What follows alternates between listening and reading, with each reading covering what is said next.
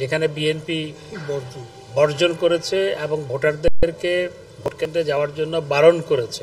তাদের প্রার্থীরা যেহেতু ইলেকশন করেছে, তাদের ভোটাররাও ভোট দিয়েছে। দিল্লি তো আমাদের চেয়ে আমাদের কাছে, বেজিং একটু দূরে।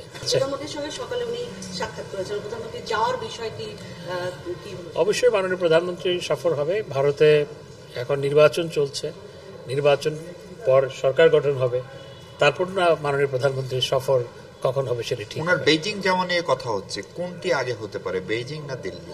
দেখুন, দিল্লি তো আমাদের চেয়ে আমাদের কাছে, বেজিং একটু দূরে। তো তারপর মাননীয় প্রধানমন্ত্রী অনেক আগে থেকেই ভারত সফরের কথা রয়েছে, কিন্তু তাদের সেখানে যেহেতু ইলেকশন, সেই ইলেকশন শেষ না হওয়া পর্যন্ত তো কখন সফর হবে সেটি নির্ধারণ করা যাচ্ছে না। গতকাল উপজেলা নির্বাচন প্রথম পর্যায়ে অনুষ্ঠিত হয়েছে এবং দেখা গেল যে মোটামুটি শান্তিপূর্ণ হয়েছে, টুকটাক কিছু ছাড়া। তো প্রশ্নটা হচ্ছে, বিএনপি বর্জনের মধ্যেও মানুষদের ভোট দিলে প্রায় টার্ন আউট 40% বা 45%। আপনি এটা কিভাবে দেখছেন?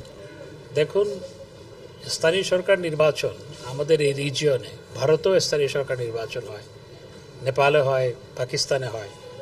সেই হিসেবে আমাদের নির্বাচনে সহিংসতা অনেক কম। টুকটাক যে হয়নি সেটি নয়, কিছু কিছু ঘটনা ঘটেছে, কিন্তু comparatively compare to other elections and compare to the elections in the region, আমাদের এখানে সহিংসতা অনেক কম হয়েছে। শান্তিপূর্ণভাবে নির্বাচন অনুষ্ঠিত হয়েছে এবং ভোটার টার্ন আউট আমি বলবো অত্যন্ত সন্তোষজনক। যেখানে বিএনপি বর্জন করেছে এবং ভোটারদেরকে ভোট কেন্দ্রে যাওয়ার জন্য বারণ করেছে, সেই বারণ তো তাদের প্রার্থীরাও শুনে নাই। তাদের প্রার্থীরাও ইলেকশন করেছে, তাদের প্রার্থীরা যেহেতু ইলেকশন করেছে, তাদের ভোটাররাও ভোট দিয়েছে।